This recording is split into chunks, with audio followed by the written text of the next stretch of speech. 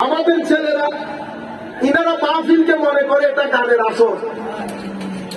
ধরেন আগে যে ছিল মুর্শিদি গান পাঠ ইনারা, তো ওনারা বিসমিল্লাহ করে চলে আসেন, তো আসো আজকে অমুক জায়গায় অমুক আসতেছে, জমবে।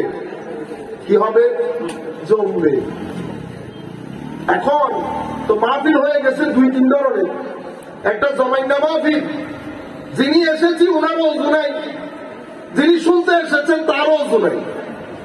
তো বেউজু বেনিয়ত বেখলাস মাহফিল এটা জমাইনা মাহফিল হয়। এই ধরনের মাহফিল আমার নবীর দ্বীনের জন্য হুমকির সম্মুখীন, হুমকি স্বরূপ। দ্বীনের শরীয়তের তরিকতের মারফতে গায়রত নষ্ট হয় এই ধরনের প্রোগ্রামের মাধ্যমে। আপনি এসে এটারে আবার তেল লাগাইলেন, বেকার সুন্দর লাগলো জিনিসটা, এটা কইলেন না। আমল না করি, অন্তত আমার নবীর দ্বীনের গায়রত যেন, হুরমত যেন নষ্ট না করি। আমার নবীর দ্বীনের হুরমত যেন কেন করবেন না? কারণ আপনারা এখানে মানুষ বসেছেন, হয়তো সর্বোচ্চ 500 হবে। এই যে মিডিয়া গুলা দেখতেছেন, এখানে 3-4টা চোখ। এই চোখ এই মাহফিলটা পৃথিবীর আনাচে কানাচে ছড়িয়ে দেবে।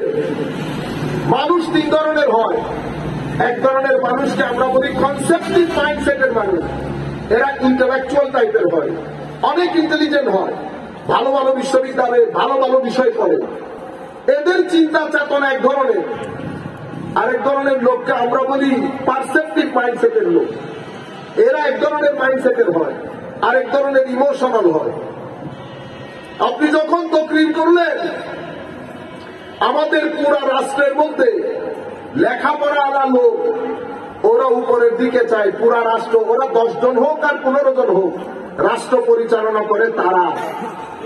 আপনি কি করলেন? আপনি মানুষগুলা তখন 10,000 মানুষ দেখছেন, আপনি এটাকে বাংলাদেশ মনে করছেন।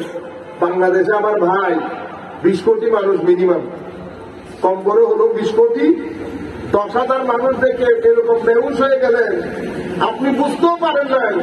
আপনার এই প্রোগ্রাম লক্ষ লক্ষ মানুষ অনলাইনের মাধ্যমে দেখে, ঠিক না?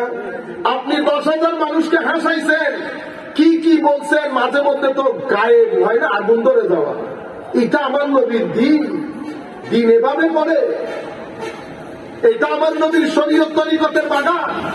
হুজুর আল্লামা আবেদ শাহ মুজাদ্দিদি মুফতি আমিনুল ইহসান বারাকাতি রাদিয়াল্লাহু তাআলা আনহুম আজমাইন, ওনারা দ্বীনের খেদমত এভাবে করেছেন। আপনার প্রোগ্রাম দেখে, কারণ আপনি যে বক্তব্য দিচ্ছেন এটা তো আপনার আন্ডারস্ট্যান্ডিং। তারা মনে করে এটাই দ্বীন, এটাই দ্বীন। তখন তারা আপনার কারণে, আমার কারণে, আমাদের কারণে, তারা 1300 বছরে উলামায়ে কেরামের রেখে যাওয়া সুন্নিয়তের ঐতিহ্য আমাদের কারণে বদনামের শিকার হয়েছে। আর সুন্নি মৌলবী না জানে ইধার, না জানে উধার। আপনারা বুঝতে পেরেছেন? সাধারণ মানুষজন, আপনারা যারা সাধারণ শ্রোতা, আপনারা এই জমানি মাহফিলকে পছন্দ করে, আর আমাদের কমিটির লোকজন তারাও সিদ্ধান্ত নিতে পারে না কি করবে। আগে আপনি মাহফিল কেন করবেন সেটা মিশনটা ঠিক করেন। মাহফিলের পেছনে আপনার উদ্দেশ্য কি? হেদায়ত না মানুষ জমানো? স্বাভাবিকভাবে সবাই বলবেন হেদায়ত, সেটা মুখে বললে তো হবে না। যদি হেদায়ত আপনার উদ্দেশ্য হয়, মিশন হয়, সেই মিশন বাস্তবায়ন করার জন্য মরিচ দরকার, পেঁয়াজ দরকার, ঘি দরকার, সব রেডি করতে হবে না। হেদায়তের নাম দিয়ে যদি আপনি আমাকে নিয়ে আসেন, তাহলে তো গেল সব।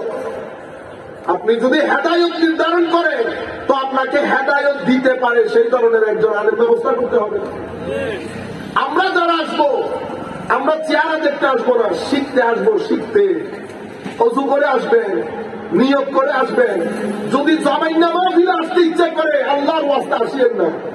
আমার নবীর দ্বীন এমনিতে অনেক জায়গায় অপমানের শিকার, আর আল্লাহ নবীর দ্বীনের গায়রত, হুরমত আল্লাহর ওয়াস্তে নষ্ট করিয়েন না, অনেক হয়ে গেছে। এই জায়গায় বক্তব্য আসা উচিত ছিল এমন যেই বক্তব্য যেখানেই যাবে মানুষ মানতে বাধ্য হবে যে আল্লাহর নবীর আনিত দ্বীনের গায়রত এখনো সমস্ত প্রকার আইডিওলজির উপরে।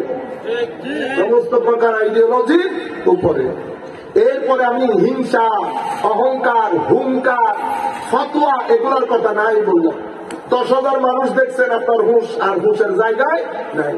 একজনের স্লোগান দিছে, আমরা হব আফগান, আমরা হব তালেবান, বাংলা হবে আফগান। দেখছেন অবস্থা? ইন্না লিল্লাহি ওয়া ইন্না ইলাইহি রাজিউন। ওই 10,000 মানুষ দেখে খেয়ে হারাই হচ্ছে। ও একটা 20 কোটি মানুষের দেশ।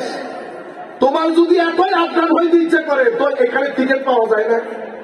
এখানে আমরা তুলে হলো তার ঠান্ডা তুলে পাঠাই দিতাম তোমার আফগানিস্তানে। আপনি এই সমস্ত কথা বলেছেন,